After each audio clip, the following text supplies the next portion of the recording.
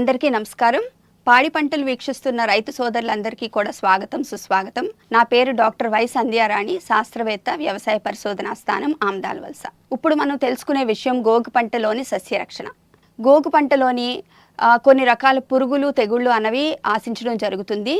దీన్ని సస్యరక్షణ చర్యలు కనుక తీసుకున్నట్లయితే ఈ పంటను ఆశించే పురుగుల్లో కనుక చూసుకున్నట్టయితే ముఖ్యంగా రసం పీల్చే పురుగులు అన్నవి ఎక్కువగా ఆశిస్తూ ఉంటాయి. అందులో ముఖ్యమైనది పిండి నల్లి.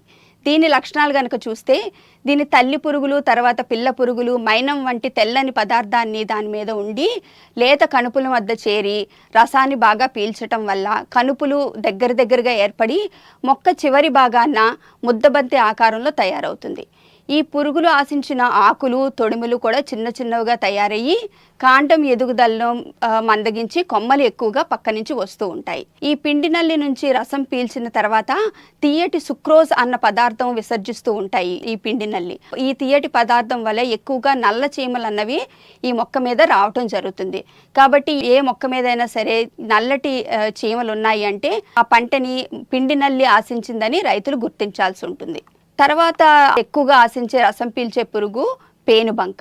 దీని లక్షణాలు కనుక చూసుకున్నట్టయితే ఆకులు అడుగు భాగాన గుంపులుగా ఉండి రసం పీల్చడం వల్ల ఆకులు లోపలి వైపుకు ముడతపడి ఆకారం అనేది కోల్పోతూ ఉంటుంది.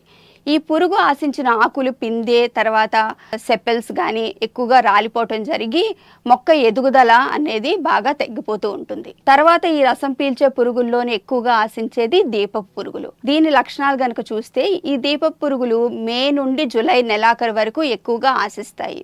పిల్ల, తల్లి పురుగులు ఆకు అడుభాగంలో చేరి రసం పీల్చటం వల్ల ఆకులు క్రమేపీ ఎర్రబారి ఆకులు అంచులు భాగం అంతా కూడా వంకర్లు తిరిగేటట్టుగా ముడుచుకుపోతూ ఉంటాయి. ఈ పురుగు తాకిడి ఎక్కువైతే మటుకు మొక్కల మొదళ్ళు కూడా గిరసబారిపోతాయి. ఈ రసం పీల్చే పురుగుల నివారణకి కేజీ విత్తనానికి 5 మిల్లీలీటర్ల చొప్పున ఇమిడాక్లోప్రిడ్ 600 FSతో విత్తన శుద్ధి అన్నది తప్పనిసరిగా చేసుకోవాలి.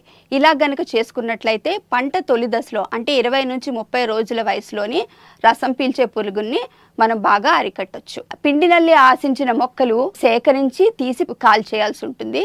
తర్వాత తెల్లదోమ ఉధృతి గనక ఎక్కువగా ఉన్నట్లయితే పసుపు రంగు డబ్బాలకి జిగురు పూసి పొలంలో అక్కడక్కడ ఉంచినట్లయితే ఈ పురుగులు వాటికి ఆశించి ఆ జిగురుకి అంటుకుపోతాయి. దీనివల్ల కూడా ఈ పురుగుల ఉధృతిని కొంతవరకు మనం తగ్గించవచ్చు. తర్వాత రసాయనిక పురుగు మందులు కూడా ఈ రసం పీల్చే పురుగులకి వాడుకోవచ్చు. అందులోని ముఖ్యంగా డైమిథియేట్ 2 ml per లీటర్ కానీ, లేకపోతే ప్రొఫెనోఫాస్ 2 ml per లీటర్ కానీ, లేకపోతే ఎసిఫేట్ 1.5 grams per లీటర్ కానీ, లేకపోతే థయోడిగ్రాఫ్ 1 gram per లీటర్ కానీ కలిపి ఎకరానికి 200 లీటర్ల చొప్పున ద్రావణాన్ని బాగా పంట తడిచేటట్లు పిచికారీ చేసుకోవాలి. తర్వాత ఈ పంటని ఎక్కువగా ఆశించే తెగులు ఇనుప తెగులు. దీన్నే కాండం కుళ్ళు తెగులు అని కూడా పిలుస్తారు. దీని లక్షణాలు కనుక చూసుకున్నట్లయితే ఈ తెగులు భూమి నుండి సంక్రమించే ఫైటోఫ్థిరా పారాసైటికా అనే శిలీంధ్రం ద్వారా వ్యాప్తి చెందుతుంది. ఇది ఎక్కువగా నారగోగు అంటే రొసెల్లి పంటకు ఎక్కువగా నష్టపరిచే తెగులు. ఈ ఇనుప తెగులు సోకిన మొక్కలు భూమి దగ్గరలో ఉన్న కాండం మీద ఇనుప లేదా తుప్పు రంగు మచ్చలు ఏర్పడి కాండం కుళ్ళిపోయినట్లు కనిపిస్తుంది. ఈ తెగులు ముఖ్యంగా కాండం మొదల్లోని, తర్వాత కాండం మధ్య భాగంలోని 60 సెంటీమీటర్ల పొడవున వ్యాప్తి చెందుతుంది. తెగులు తీవ్రత అధికంగా ఉంటే నార నాణ్యత కూడా బాగా తగ్గి సుమారుగా దిగుబడి కూడా 30% తగ్గే అవకాశం ఉంటుంది.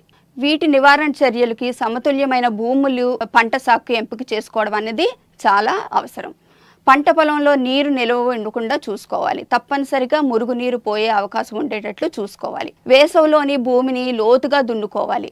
దానివల్ల పంటను ఆశించే శిలీంధ్రాలను బాగా నశిస్తాయి. తెగులు సోకిన మొక్కలను పీకి కాల్చివేయాలి. పంట మార్పిడి చేయడం అన్నది కూడా దీనికి చాలా ముఖ్యమైన అంశం.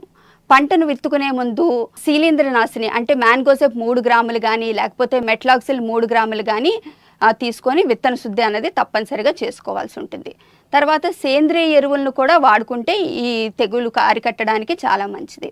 తర్వాత ఈ తెగులు గనక మొక్కలకు ఎక్కువగా సోకినట్టయితే మొక్క మొదళ్ళ దగ్గర 3 గ్రాముల మెటలాక్సిల్ కానీ, లేకపోతే 3 గ్రాముల మ్యాంగోజిప్ కానీ 1 లీటర్ నీటికి కలిపి ఆ ద్రావణాన్ని మొక్క మొదల్లో మట్టిలోని పోయాల్సి ఉంటుంది. ఈ విధంగా గనక తగిన చర్యలు తీసుకుంటే ఈ గోగు పంటను ఆశించిన వివిధ పురుగులు, తెగుళ్ళ నుంచి నివారణ పొంది మంచి దిగుబడులు అనేవి రైతులు సాధించుకోవచ్చు. నాకు ఈ అవకాశం ఇచ్చిన పాడి పంటల ఛానల్ వాళ్ళకి మనస్ఫూర్తిగా కృతజ్ఞతలు తెలియజేస్తున్నాను.